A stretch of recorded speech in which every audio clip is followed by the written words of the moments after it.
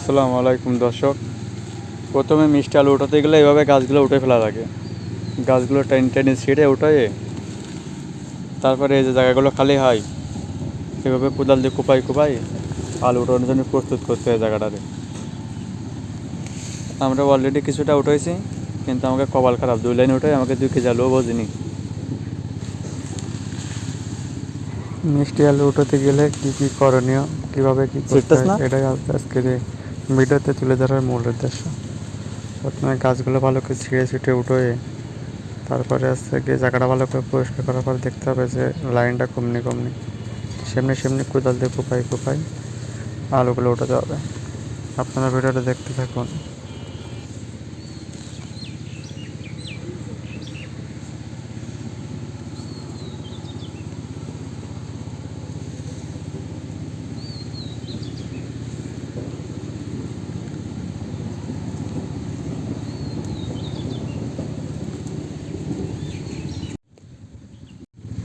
এই দেখতে পাচ্ছেন মাটি কোপাই, কেবল মাটি কোপাই দিলাম, এটা আলু বাঁচতেছে।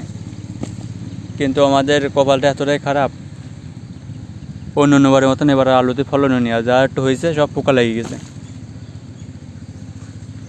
এমনটা অবস্থা যে আমরা যে আলুগুলো উঠোচ্ছি কষ্ট করে, আমাদের কষ্টের দামটা উঠতেছে না।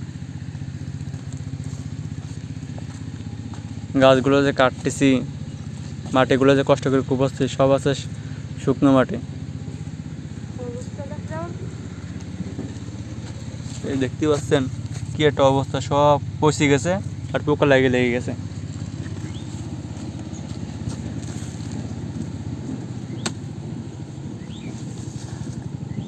হয়েছে নেচা হয়েছে, সব জুয়ে লেগে গেছে পোকা লাগার কারণে। এটা কি আলু না? এটা আলু, এটা ভালো আছে। এই আলু না নাকি ইয়ে?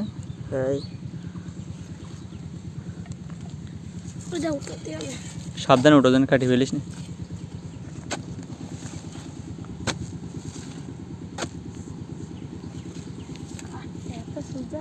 ভালো না, পোকা লেগে গেছে, তাও পোকা।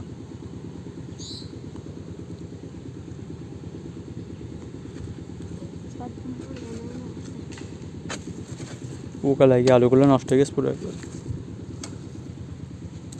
পোকা আলু তো সিদ্ধ করতেও মনে চায় না।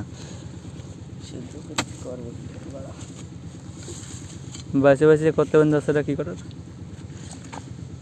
সাবধানে কোপ দিস, হাত কেটে যাবে কিন্তু।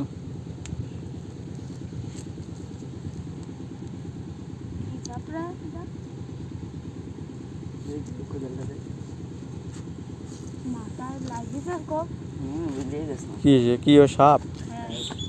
কি সাপ?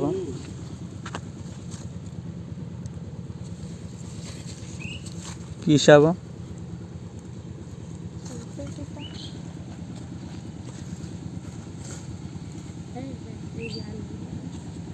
বুঝতে পারতো।